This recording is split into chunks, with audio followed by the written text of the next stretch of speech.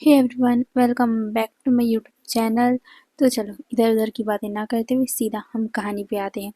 हमारे wing wing की शादी हो चुकी थी लैंड क्लैन पे, बट कोई भी विंग को पसंद नहीं कर रहा था, क्योंकि शादी के पहले ही इतना कुछ तमाशा हो चुका था।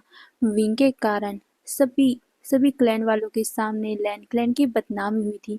और सबसे बड़ी बात, सिंचन जिसे सब पसंद करते थे, उनका लाडला था, उसकी शादी वांगजी से नहीं हुई तो सभी लोग विंग से नफरत करते थे। हाँ, वहाँ पर मैंग्याओ की भी शादी हुई थी, बट वो सब मैंग्याओ को कुछ नहीं कहते थे, बट विंग को बहुत बुरा भला कहते थे। वो विंग को एक सर्वेंट की जैसा ट्रीट करते थे। वहीं मैंग्याओ, वो तो अपनी चालाकी के कारण बच ही जाता था और उन लोगों को ऐसा दिखाता था कि विंग ही सबसे बड़ा, मतलब उसका नियत ही पहले से खराब है, वो तो पहले से ही बुरा इंसान है। मैंग्यो ऐसा दिखाता था और लैंडग्रैंड वाले आसानी से मान भी जाते थे, क्योंकि उन लोगों को लगता था कि विंग ने चालाकी से वांगजी के साथ वो रात बिताई, उसके बाद शादी वाले दिन ही आकर ये तमाशा क्रिएट किया ताकि वो यहाँ इस लैंड क्लैन का लैंड फ्रेंड बन सके। सभी विंग का ही प्लान था। वही मैंग गया, वो तो बेचारा बस इसमें फंस गया, ये सारे लेंस का मानना है, क्योंकि सबके सामने मैंग्या ने ऐसा दिखाया कि वो तो शादी अभी करना ही नहीं चाहता था, वो और भी ज़्यादा पढ़ाई करना चाहता था। विंग के कारण उसके बाबा ने ज़बरदस्ती उसकी शादी सीचैन से करवा दी। वो तो ये सब जानता ही नहीं था। उसे बहुत दुख हुआ और उसे साथ ही गिल्ट भी अपने भाई का इतना गिरा हुआ रूप देखकर। और साथ ही विंग जिन क्लैन में भी मैंग्या को बहुत परेशान किया करता था, वो तो हमेशा ही मैंग्या से काम करवाता रहता था, सबके सामने नौटंकी करता था शरीफ बनने का, बट उसकी असलियत बहुत बुरी है जो सिर्फ मैंग्या जानता है। ऐसी बातें वो हमेशा ही लैंड क्लैन वालों के सामने किया करता था और लैंड क्लैन वाले उसकी बातों पे यकीन भी कर लिया करते थे, जिसकी वजह से सारे लोग और भी ज़्यादा विंग से नफरत करने लग गए और वो और भी ज़्यादा बुरी तरीके से विंग को ट्रीट करते थे। वहीं वांगजी, उसे तो कोई मतलब ही नहीं था। विंग की वजह से उसकी फैमिली का इमेज, विंग की वजह से उसका खुद का इमेज कितना बुरी तरीके से खराब हुआ है। और वो पर्सन जिसका इमेज दूसरे पर्सन के कारण खराब हुआ हो, वो कभी भी उस पर्सन को एक्सेप्ट नहीं करता जिसके वजह से उसका इमेज, उसकी फैमिली का इमेज बर्बाद हुआ हो। और वांगजी विंग को एक्सेप्ट कर नहीं रहा था, वो तो विंग का शक्ल भी देखना नहीं चाहता। वांगजी सुबह उठते ही जिंगसी से बाहर निकल जाता और रात के 9 या 10 बजे के करीब वो जिंगसी वापस लौटता और वापस लौटकर वो अपने रूम में घुस जाता था। उसने विंग को अपने रूम में आने ही नहीं दिया। जिंगशी एक रूम एक रूम नहीं है, वो एक घर है। उसमें 2 कमरे हैं, एक स्टडी रूम, एक उसका रूम और एक हॉल। उसमें अटैच बाथरूम भी है। वांगजी विंग को अपने जिंगशी में नहीं रखना चाहता था, बट क्या करे, उसके फादर ने ही सबके सामने ये बोला है कि वांगजी विंग का जिम्मेदारी लेगा, तो वांगजी को ये कहना पड़ेगा। विंग की जिम्मेदारी उसे उठानी पड़ेगी, इसीलिए उसने अपने घर में विंग को पनाह दिया, विंग को रहने का दिया, मतलब रहने को दिया, बट ऐसे रहते जैसे वो अनजान है। वांगजी उसकी शक्ल भी नहीं देखता था।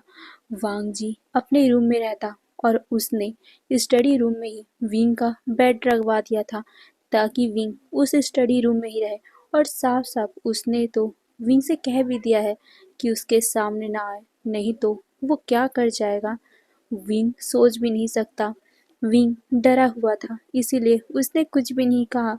और वैसे भी उसे जिन गोंगशान की भी बातें याद है। उस दिन जब ये बात पता चली थी कि विंग प्रेग्नेंट है, तब जिन गोंगशान ने विंग को पूरी तरीके से मारा था।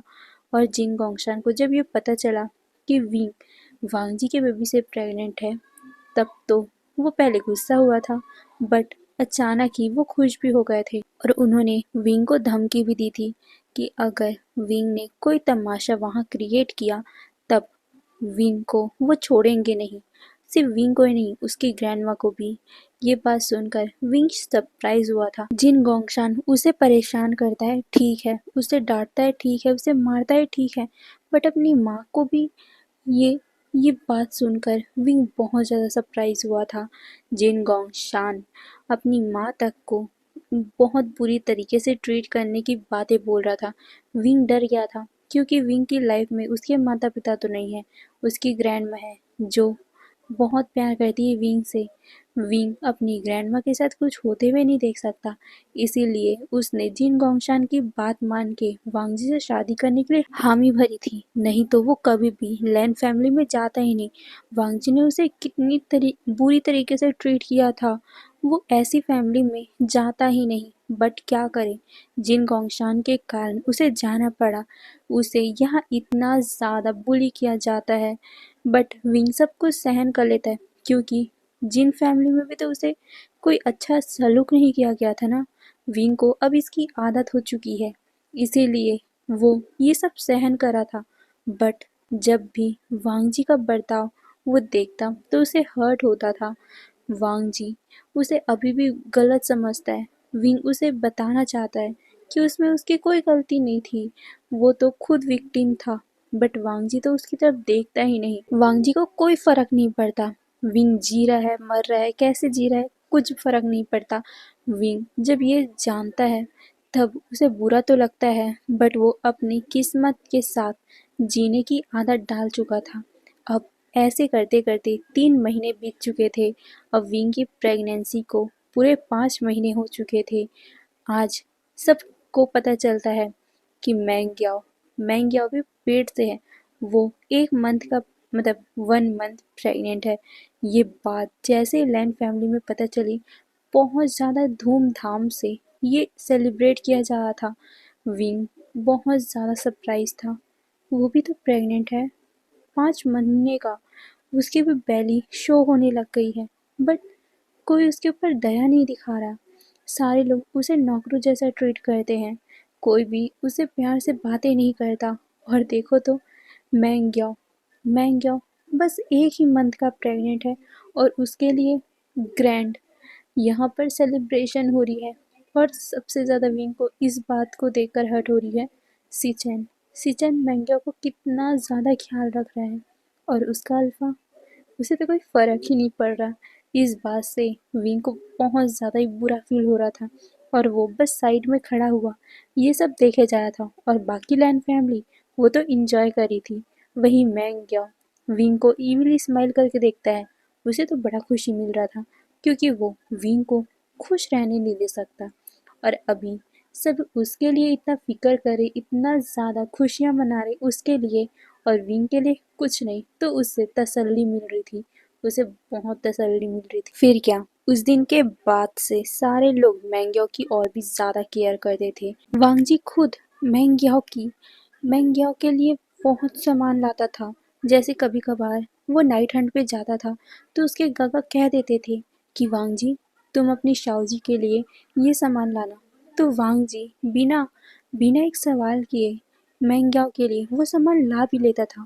बट उसे एक एक पल के लिए भी सोचना नहीं पड़ता था कि विंग को भी उस सामान की ज़रूरत होगी, विंग को तो सबसे ज़्यादा ज़रूरत होगी। बट नहीं, उसे तो कोई फ़र्क ही नहीं पड़ता था। वांगजी बस मैंग्याओ की केयर करता था। इससे विंग को और ज़्यादा दुख होता था, वो दिल ही दिल में रोता था। वो तो रातों में कई बार झटके से उठ भी जाता था। बट इससे किसी को क्या फ़र्क पड़ता है, विंग तो एक अकेले रूम में बंद है, वांगजी उसके बगल रूम में ही है, बट उसे कोई फर्क ही नहीं पड़ता। बट विंग चाहता था कि जैसा मैंग्याओ और सीचैन का रिश्ता है, कम से कम उससे कम सही, बट वांगजी और विंग का रिश्ता हो। तीन 3 महीने हो चुके हैं अब उनकी शादी को। विंग अपने रिश्ते को सुधारना चाहता है, इसीलिए अब वो वांगजी का हर ख्याल रखा करता था। वो खुद से वांगजी के लिए खाने बनाता था, वो खुद से वांगजी के लिए पानी गर्म करता था, वो हर एक चीज़ वांगजी के लिए करता था। और वांगजी बिना विंग के एफर्ट का कुछ रिस्पॉन्स करे, वो बस चुपचाप वहाँ पर मतलब वो सामान का इस्तेमाल करता था और निकल जाता था। वांगजी को नहीं पता था कि ये सब चीज़ विंग करता है, क्योंकि वांग जी ने साफ साफ विंग को समझा रखा था कि वो कभी भी उसके पास ना आए, ना ही उसके कोई सामान को छुए। बट विंग फिर भी ये करता था। वहीं वांग जी को लगता था कि शायद तक ये सब चीज़ें उसके सर्वेंट्स करते हैं। पहले जब विंग ने पहली बार वांग जी के लिए खाना बनाया था, तो वांग जी ने एक बाइट लेते ही उस खाने को दूर रख दिया था, क्योंकि पहली बार में वांग जी को समझ आ गया था कि ये खाना विंग ने बनाया है, क्योंकि विंग ने उसमें मिर्चियाँ डाल दी थी और लैंड क्लैन वाले कभी मिर्चियाँ खाते नहीं हैं। तो उस दिन वांग जी को पता चल गया था कि ये खाना विंग ने बनाया है। वांग जी विंग को बहुत डांटता है, ये कहकर कि तुम्हें मैंने बोला था ना मेरे सामने मत आना। तुम्हारा हर एक बनाया हुआ चीज मुझे जहर की तरह लगता है। तुम्हें देखना ही मेरी आंखों में जलन पैदा करता है।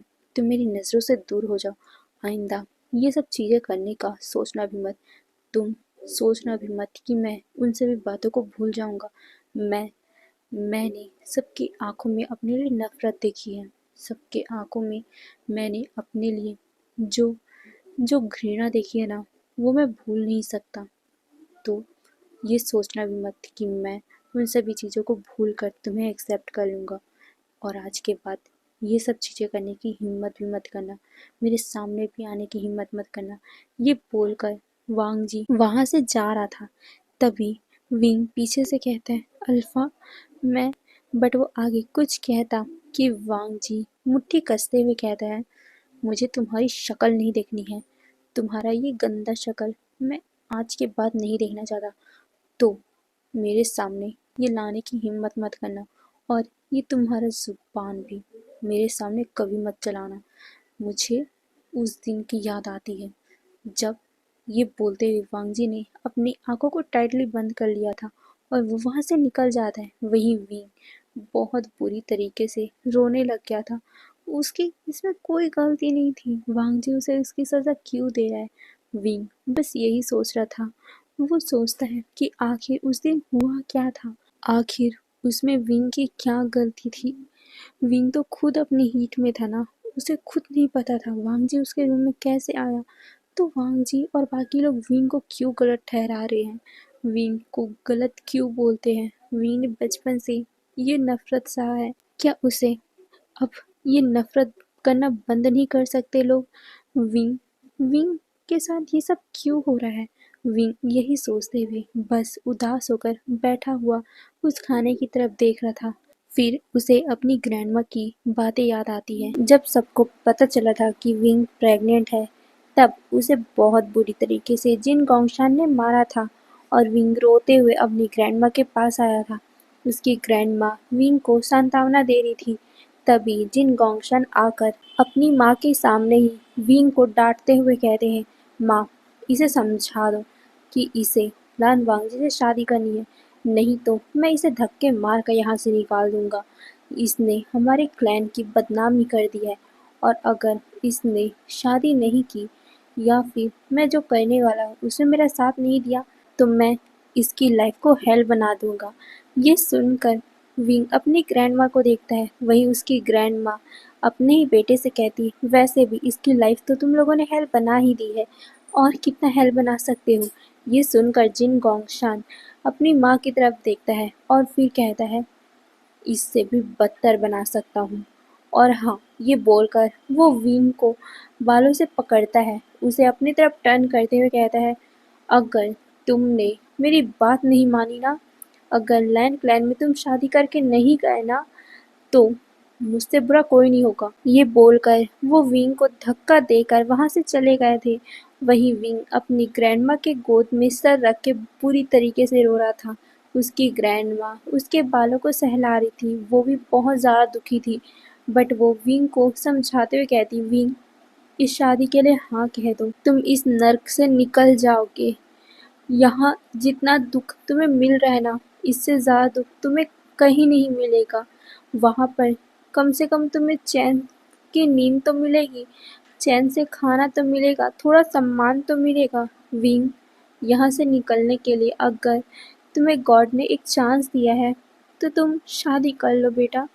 वहाँ पर क्या पता वो लोग तुम्हारी रिस्पेक्ट करें, क्या पता वहाँ के होने वाले पहले हायर कि तुम माँ बनोगे तो क्या पता उस बच्चे के खातिर ही तुम्हें थोड़ा सा प्यार मिल जाए जिसके लिए तुम अभी तक तड़पते हो। क्या पता तुम्हारा अल्फा तुम्हें एक्सेप्ट कर ले अपने प्यार से।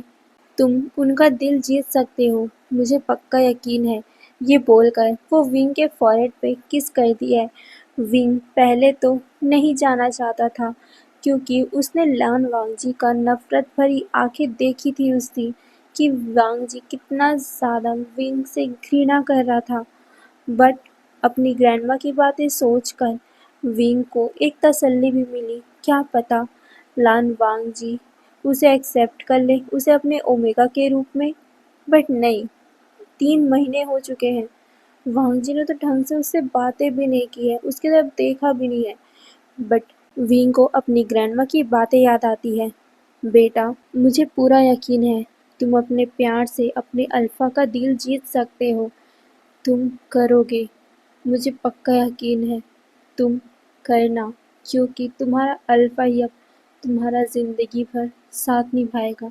अगर तुम्हें अपने अल्फा का साथ चाहिए तो तुम अपने अल्फा को अपनी तरफ अट्रैक्ट करने की पूरी कोशिश करना। क्या पता तुम्हारा अल्फा तुमसे प्यार करे तो तुम्हें इस दुनिया की पूरी खुशियाँ मिल जाए। इसी सोच में विंग ने 3 महीने वांगजी के ख्याल रखने में बिताए थे। बट वांगजी उसकी तरफ ध्यान नहीं दे रहा था। बट फिर भी विंग अपने आप में ही सोचता है, उस दिन लान वांगजी और इन सारे लोगों की इतना ज़्यादा अपमान हुआ था, इतनी जल्दी तो वो मुझे माफ़ नहीं करेंगे ना। मुझे और भी ज़्यादा ट्राई करना होगा, मुझे और भी ज़्यादा। ये बोलते हुए विंग खड़ा होता है और कहता है, हाँ, मैं अपने अल्फा का प्यार पाने के लिए और भी ज़्यादा मेहनत करूँगा। उन्हें गलतफ़हमी हुई है, मैं उनकी गलतफ़हमी को दूर करने की पूरी कोशिश करूँगा। गॉड ने मुझे एक न्यू चांस दिया है अपना प्यार पाने का, अपनी फैमिली का प्यार पाने का। विंग, तुम कर सकते हो, यू कैन डू इट। ये बोलते हुए विंग खड़ा होकर मुस्कुराता है और फिर वो हिम्मत जुटाकर अपने पेट पे हाथ रख के वांगजी के लिए जो खाना बना हुआ था वो खुद खाता है, क्योंकि वो फेंक तो नहीं सकता ना, इसीलिए वो खुद खाता है।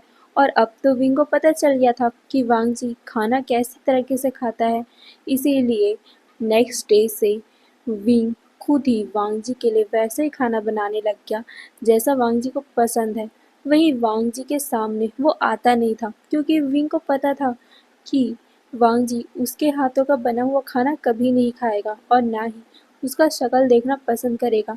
इसीलिए विंग चुपके से वांगजी जब नहाने को जाता था तो उसके लिए खाना लाके रख दिया करता था।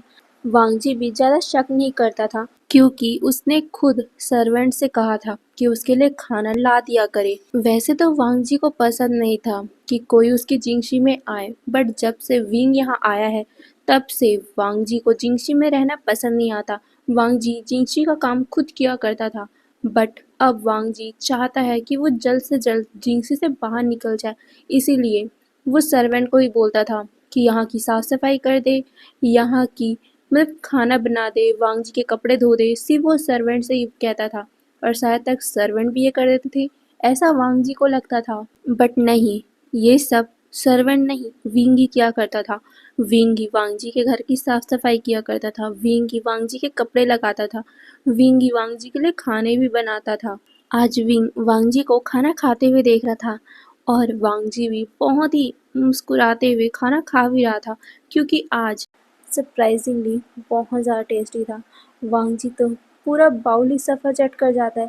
वहीं विंग चुपके से किनारे से खड़ा होकर देख रहा था कि वांगजी कितने आराम से और कितना खुश होकर ये खाना खा रहा है। 3 महीनों में पहली बार विंग ने वांगजी के फेस में एक सुकून भरी फेशियल एक्सप्रेशन देखा था, जैसे उसे अभी पूरा रिलीफ मिल चुका है ये खाना खा के। विंग मुस्कुराते हुए वांगजी को देख रहा था। वहीं वांगजी खाना खाने के बाद खड़ा होता है। उसे एहसास हो गया था कि विंग वहीं पर है, इसीलिए वो धीरे से कहता है, छुप के क्या देख रहे हो?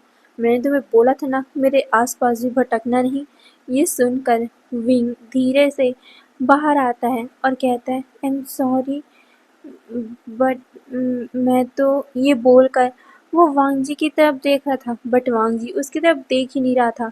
वांग जी कहता है, आइंदा मेरे करीब मत आना, तुम्हारे फेरोमोन मुझे डिस्गस्टिंग लगते हैं। ये सुनकर विंग को बहुत बुरा लगता है और वो उसे आई एम सॉरी कहता है। फिर वांग जी वहाँ से बिना कुछ बोले चला गया था। विंग थोड़ा सा मायूस तो हो गया था, बट उसे एक सुकून भी था, क्योंकि उसने अपनी ग्रैंडमा की बातों को अब फॉलो करने स्टार्ट कर दिया था। उसकी ग्रैंडमा ने कहा था, अल्फा का प्यार उसके पेट से होके गुजरता है। तो विंग ने पहले कदम तो मतलब कि पहला सीढ़ी तो चढ़ ही लिया। वांग जी को अपने हाथ का खाना खिलाकर वांग जी को उसके हाथ का खाना बहुत पसंद आया है। अब धीरे धीरे अगर विंग वांग जी का देख रेख करेगा, क्या पता वांग जी को वो पसंद आने लग जाए और वांग जी उसे एक्सेप्ट कर ले। यही सोच में विंग खुशी खुशी गेट की तरफ देखता है जहाँ से वांग जी गया है। फिर विंग बर्तन क्लीन करता है। पहले पहले जब एक दो दिन ही हुए थे तो वांग जी अपनी रूटीन के हिसाब से रूम को क्लीन करता, बर्तन क्लीन करता, कपड़े धोता, बट अपने पास विंग का प्रेजेंट फील करके वांग जी को गुस्सा भी आता था। इसीलिए वो कोशिश करता कि वो इस रूम में इस जिंगशी में कम ही आए, इसीलिए वो बहुत कम आता था। जैसे सिर्फ रात को ही वांग जी जिंगशी आता था। उसके बाद खाना खाकर सीधा वो बाहर निकल जाता था। वांग जी अपने रूम को गंदा भी नहीं होने दे सकता, इसीलिए उसने एक दो सर्वेंट को बोल दिया था कि वो जिंगशी की साफ सफाई कर दे। बट मैडम लैन उन्होंने सारे सर्वेंट को मना ही कर दिया था कि वांग जी के जिंगशी में जाना ही नहीं है। और वो विंग को आकर कहती है कि इस पूरे जिंगशी का काम सिर्फ विंग ही करेगा। वही विंग पहले तो वो शॉक हुआ था, बट फिर वो कुछ ज़्यादा बोलता भी नहीं, क्योंकि जिन फैमिली में भी तो वो बहुत सारे काम किया करता था, तो ये उसके बाएं हाथ का खेल है। वो सारे जिंगशी को और सभी कपड़ों को, बर्तन को वो क्लीन कर सकता है, इसीलिए उसने हामी भर दी थी। और इस बारे में लान वांगजी को पता ही नहीं था। उसे लगता था कि शायद तक जिंगशी को सर्वेंट ही क्लीन करते, बर्तन को सर्वेंट ही क्लीन करते। इसीलिए खाना खाने के बाद वांगजी बिना बर्तन को धोए वहाँ से निकल जाया करता था। उसे लगता था कि शायद तक सर्वेंट ही ये काम करते हैं, बट नहीं, वांग जी को तो पता ही नहीं था कि ये सारे काम विंग करता है। विंग ही वांग जी के लिए खाना बनाता है, विंग ही वांग जी के कपड़े धोता है, विंग ही वांग जी के कपड़े निकालता भी है। सब काम विंग करता है। अपनी प्रेगनेंसी में कभी कभी तो विंग को अपने पैरों में सूजन भी महसूस होते हैं। कई बार उसे अपने पैरों में दर्द भी होता है, बट वो अपने दर्द को किसे बोले, किसे? पहले वो अपनी ग्रैंडमा को बोल दिया करता था कि उसे ऐसा फील हो रहा है, वैसा फील हो रहा है, बट यहाँ वो किसे बोले? यहाँ तो सभी लोग उससे नफरत करते हैं। इसीलिए विंग सब दर्द को सह कर अपने काम को बहुत लगन से किया करता था। बट इससे भी लैन फैमिली को सुकून नहीं मिलता था, इसीलिए वो विंग को और ज़्यादा परेशान करते थे। विंग जिंगशी के अंदर ही रहता था, जिसके कारण मैडम लैन लैन सिचेंग मतलब सिंह चैन, मेंग ग्याओ, उन तीनों को तसल्ली नहीं मिलती थी। उन लोगों को विंग को परेशान करना था, इसीलिए वो विंग को बाहर बुलाते हैं और मैडम लैन विंग को रूडली कहती है, तुम्हें पता है ना मेंग ग्याओ हमारे कुल का हायर देने वाला है, तो चुपचाप वेंग ग्याओ की सेवा करो। हमें पता है कि तुमने जिन क्लैन में मेंग ग्याओ के साथ कितना बुरा किया है, बट यहाँ हम ऐसा करने नहीं देंगे। मैं इसने तुम्हारे साथ बहुत बुरा किया था ना। मैं कोशिश करूंगी कि ये उन सभी बातों के लिए गिल्टी महसूस करे, अपने आप से खुद नफरत करने लग गए। उसने पहले तुम्हें सर्वेंट की तरह ट्रीट किया था ना, आज से ये तुम्हारा सर्वेंट है। विवुशियान, अगर यहाँ चैन से रहना है ना तो चुपचाप मैंग्याओ की सेवा करो, क्योंकि मैंग्याओ अब हमारे लैन क्लैन का होने वाला लैन फुरैन है। तुम्हें पता है ना सीचेन, मेरा बेटा वो यहाँ कल कुल प्रमुख बनने वाला है, यानी कि मैंग्याओ यहाँ की मैडम लैन बनने वाला है, तो तुम्हें मैडम लैन की सेवा तो करनी ही पड़ेगी। चुपचाप अब जल्दी जाओ और मैंग्याओ के लिए पानी गर्म करके लाओ, देखो उसके पैर में कितना सूजन हो गया है। ये सुनकर विंग मैंग्याओ को देखता और फिर अपने पैरों की तरफ। मैंग्याओ के पैर मतलब उसके पैरों में कुछ भी नहीं था। मैंग्यो अभी सिर्फ 1-2 मंथ का ही प्रेग्नेंट है, बट विंग 5 महीने का प्रेग्नेंट है। विंग इतना काम करता है जिस वजह से विंग के पैरों में सूजन रहती है, बट यहाँ पर विंग का नहीं, मैंग्याओ की सेवा करने बोल रहे हैं। इसीलिए विंग उन लोगों को देख रहा था। तभी मैंग्याओ ईविल सा स्माइल करता है और फिर वो विंग को देखते हुए कहता है, मदर रहने दीजिए ना, विंग वैसे भी प्रेग्नेंट है, विंग से काम मत करवाइए, मैं खुद अपने लिए पानी गर्म करके ला लूँगा, मैं नॉर्मल हूँ, मुझे इतना दर्द नहीं हो रहा है। ये बोलते हुए वो खड़ा होने का ट्राई करता है, बट वो थोड़ा सा नौटंकी भी करता है कि उसे सच में दर्द हो रहा है। ये देखकर सिंह चैन उसे पकड़ते हुए कहता है, साहू जी ऐसे मत करो, आप प्रेग्नेंट हो, आप इतना ज़्यादा काम मत करो, ये है ना ये काम करेगा, ये इतना ज़्यादा चालाक है, इसने चालाकी से इतना बड़ा कांड कर लिया है, तो ये काम तो करेगा ही। ये अगर यहाँ पर इसे रहना है ना, तो इसे काम करना ही पड़ेगा। ये बोलकर वो विंग को घूरता है। वही मैडम लैन विंग को देखते हुए कहती है, तुम्हें सुनाई नहीं दिया हमने क्या कहा? जल्दी जाओ मैंग्याओ के लिए गर्म पानी करके लाओ। अगर तुमने ऐसा नहीं किया ना, तो मुझसे बुरा कोई नहीं होगा। ये बोलकर वो विंग को चिल्लाती है। मैंग्याओ तो अभी भी नौटंकी कर रहा था कि रहने दीजिए मदर, मत बोलिए उसे, बट मैडम लैन तो गुस्से में विंग को बहुत बुरा बुरा बोल रही थी, जिससे विंग को बहुत ज़्यादा ही दर्द महसूस हो रहा था अपने दिल में। क्यों क्यों उसके साथ ऐसा हो रहा है, बट वो कुछ कर भी नहीं सकता क्योंकि अब उसे यहीं रहना है, अब उसकी लाइफ तो यही है ना। यही सोचकर विंग गहरी से सांस लेता है और वो कहता है, जी। ये बोलकर वो उसी रूम में, यानी कि वो सिचन का ही रूम था ना, मैंग्यो और सिचन का, तो सभी घर में उनका सेपरेट एक किचन रहता है। तो विंग उस किचन में जाता है, वहाँ पर पानी गर्म करता है। पानी गर्म करके वो बहुत मुश्किल से एक बाथटब में भर के वो मैंग्याओ के सामने लाके रखता है। उसे बहुत ज़्यादा ही हैवी लग रहा था, बट वो उसे कुछ बोलता भी नहीं क्योंकि उसकी बात कोई सुनने वाला नहीं है। इसीलिए वो उस बाथटब को लाकर मैंग्याओ के सामने रख देता है। मैंग्याओ विंग को देखता है, वो एक इविल से स्माइल करता है और फिर वो धीरे से अपना पैर उस पानी में डालता है। वो कहता है, मदर ये तो गर्म ही नहीं है। ये सुनकर मैडम लैन विंग को देखते हुए कहती है, जल्दी जाओ और फिर से इसे गर्म करके लाओ, तुम कितने कामचोर हो। ये बोलकर वो विंग को डांटती है। विंग उस पानी को देखता है, उसने गर्म तो किया था, इतना तो नॉर्मल है पैर को डुबाने के लिए। विंग कहना भी चाहता था बट कोई उसकी बात सुन ही नहीं रहा था। इसीलिए विंग फिर से उस बाथ टब को उठाता है और फिर से मतलब एक टब को उठाता है जिसमें पानी भरा हुआ था और फिर वो उसे गर्म करने लग गया था। इस बार उसने बस थोड़ा सा ही गर्म किया था। विंग को लगा शायद तक मैंग्याओ को थोड़ा और गर्म चाहिए, इसीलिए विंग ने गर्म कर दिया था। फिर वो उस बाल्टी को यानी कि उस टब को लेकर मैंग्याओ के पास आ रहा था। उसके पेट में बहुत बुरी तरीके से दर्द हो रहा था क्योंकि प्रेग्नेंट ओमेगाओ को इतना भारी भारी सामान उठाना नहीं चाहिए, बट यहाँ तो विंग उठा रहा है जिस वजह से उसको पैरों में, अपने पेट में, अपने कमर में जगह जगह पे दर्द हो रहा था। विंग फिर भी अपने दर्द को भूलकर मैंग्याओ के लिए पानी लाके रखता है। मैंग्याओ विंग को देखता है, उसे फिर से एक इविल सा प्लान सोचता है। वो धीरे से अपना पैर उस पानी में डालता है, बट अचानक से उसकी चीख निकल जाती है। वो कहता है, आ मदर। ये बोलकर वो चीखता है, जिसे सुनकर मैडम लैन और सिंह चैन दोनों ही मैंग्याओ के लिए फिक्र करने लग गए। वहीं वहां से गुजरती हुई लैनी ने भी मैंग्याओ की चीख सुन ली थी, इसीलिए वो भी भागी भागी वहां पहुंचती है। वो देखती है कि मैडम लैन कैसे विंग को चिल्ला रही थी। वो कहती है, तुम तुम तुम्हारी इतनी हिम्मत, तुमने फिर से हमारे सामने मैंग्याओ को परेशान किया। ये सुनकर मैंग्याओ कहता है, मदर पानी बहुत गर्म है, लगता है शायद तक विंग ने कुछ ज़्यादा ही गर्म कर दिया। ये सुनकर मैंग्याओ को देखते हुए लैन सिंह चैन कहता है, शाओ जी आप फिक्र मत करो, हम इसे बहुत बुरी सज़ा देंगे। इसकी हिम्मत भी कैसे हुई आपको परेशान करने की।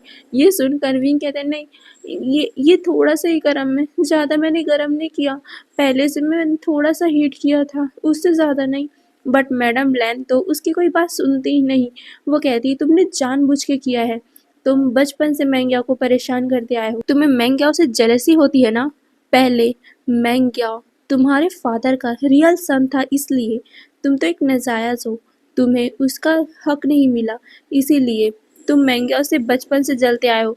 और अब फिर से तुम यहाँ इस क्लैन के क्लैन लीडर की वाइफ बनना चाहते थे, बट तुम्हारी फूटी किस्मत, गॉड ने फिर से तुम्हारे प्लान को पानी पानी कर दिया। तुम्हारी जगह मैंग्याओ को इस क्लैन की महारानी का टाइटल मिल गया।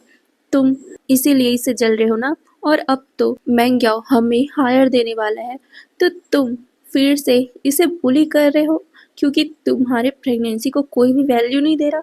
तुमने तो चालाकी से ये सब किया था। अगर तुम भी बहुत प्योर होकर ये सब करते ना, तो हम भी तुम्हें उतना ही सम्मान देते, बट नहीं, तुम तो इविली प्लान करोगे ना। और आज तुमने मैंगो को परेशान करने के लिए इतना कुछ किया ना। रुको, जैसे तुम मैंगो को जलाना चाहते थे, आज हम तुम्हें ही जलाएंगे। ये बोलकर उसने विंग का हाथ पकड़ लिया और बिना विंग की एक बात सुने सीधा उस गर्म पानी में विंग का हाथ ही डाल दिया। विंग चीख पड़ा क्योंकि वो पानी बहुत ज़्यादा ही गर्म था। पहले विंग ने नॉर्मली गर्म किया था, जितने में हम पैर डाल सके, जितने में हमें अच्छा लग सके, बट जब मैंगो ने डबल गरम करवाया तो विंग जाके डबल गरम किया। बस वो थोड़ा सा ही आग था, बट वो पानी उबलने लग गया। विंग को लगा शायद तक मैंगो को थोड़ा रेस्ट चाहिए होगा, इसलिए वो थोड़ा गर्म पानी में अपना पैर डालेगा, बट उसे क्या पता था मैंगो की ये चाल थी। विंग दर्द में चीख रहा था, वो अपने आप को छुड़ाने की ट्राई कर रहा था, वो उसके आंखों से लगातार आंसू बह रहे थे।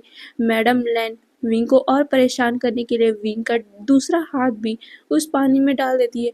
विंग फिर से चीख पड़ा। वही लैनी जब ये देखती है तो वो मैडम लैन से विंग को छुड़वाते हुए कहती, दीदी क्या कर रहे हो आप ऐसा कर कैसे सकते हो? ये सुनकर मैडम लैन कहती है, लैनी तुम नहीं जानती, इसने मैंगो को जलाने की कोशिश की थी, इसीलिए मैंने इसके प्लान को इसी के ऊपर डाल दिया।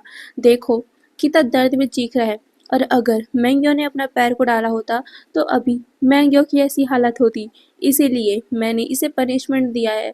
ये सुनकर विंग कहता है, माँ मैंने जानबूझ के ही नहीं किया था, मैंगो ने मुझसे कहा था कि उसे और गर्म चाहिए, इसीलिए मैंने किया था, मैंने जानबूझ के नहीं किया। ये बोलते हुए वो लैनी को अपनी बात बताने का ट्राई कर रहा था। लैनी विंग के आंसू को देखकर हल्की सी पिघल रही थी।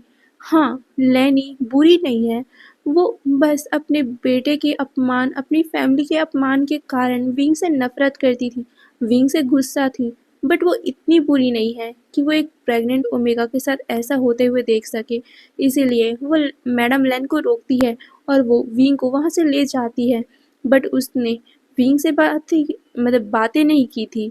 उसे अभी भी तो गुस्सा था ना, उस विंग के कारण सभी क्लैन वालों के सामने उनके बेटे का अपमान हुआ था, और साथ ही उसे क्लैन लीडर के पदरी से हटाया गया था। ये बहुत बड़ी बात होती है, तो उन्हें अभी भी गुस्सा था, बट अभी विंग को तकलीफ हो रही है, तो वो विंग को हीलर के पास लेके जाती है। हीलर उसके हाथों को ट्रीट करता है और फिर बोलता है कि तुम कुछ दिनों तक काम मत करना, तुम्हारे दोनों हाथ बुरी तरीके से जले हुए हैं। ये सुनकर विंग अपना सर हिलाता है और फिर वो लैनी को ग्रीट करते हुए थैंक यू कहता है। लैनी उसे देखती है और कहती है, आइंदा ऐसी गलत चालें मत चलना। तुम मैंगो से इतने जलते क्यों हो? मैंगो बेचारा कितना शरीफ है, और तुम उसे परेशान क्यों करते हो? तुम्हें सुकून नहीं मिल रहा है यहाँ हमारे क्लैन में शादी करके? तुम चाहते थे ना कि तुम वांगजी से शादी करो, हो गई तुम्हारी शादी, अब परेशान करना बंद कर दो उसे। ये सुनकर विंग कहता है, माँ मैंने उसे परेशान नहीं किया, आप गलत समझ रहे हो, इसमें मेरी गलती नहीं है। ये सुनकर लैनी अपना फेस टर्न करती और कहती है, ये सब चीज़ें दीदी ने, सिंह चैन ने और मैंगो ने साफ साफ अपने आंखों से देखा था। तुमने ही गर्म किया था ना पानी, तुमने ही, तो तुम एक बार चेक नहीं कर सकते थे? इसका मतलब तो यही था ना कि तुम जानबूझकर मैंगो को जलाना चाहते थे। क्यों? तुम उससे जलस फील करते हो क्योंकि मैंगो को ज़्यादा ट्रीटमेंट मिल रही, तुम जलस फील क्यों कर रहे हो? मैंगो शरीफ है। उसने हमारे साथ चालाकी से ये सब नहीं किया है, इसीलिए उसे हम सब प्यार करते हैं। अगर तुम भी चालाकी ना करके सबके सामने इतना तमाशा ना क्रिएट करके हमसे आके बातें करते, हमें बताते कि तुम प्रेग्नेंट हो, तो हम कुछ करते, हम अच्छे से ये सब बातें हैंडल करते। बट तुमने सबके सामने आकर जो हमारा तमाशा क्रिएट किया था ना, वो कोई छोटी बात नहीं थी। अगर तुम हमसे बातें करते तो आज मैंग्यो के साथ साथ तुम्हें भी हम अच्छा ट्रीट कर रहे होते, बट नहीं, तुम तो अपनी आदत से मजबूर हो। ये बोलकर लैनी वहां से चले गई थी। विंग के आंखों में आंसू भर गए थे, बट उसने अब ज्यादा कुछ नहीं बोला। वो अपने मन में कहता है, मेरी कोई बात सुनता क्यों नहीं है? मैंने कुछ नहीं किया था, इसमें मेरी कोई गलती नहीं थी। ये बोलते हुए विंग एक गहरी से सांस लेता है और फिर वो अपने घर की तरफ यानी कि चिंगशी की तरफ निकल जाता है।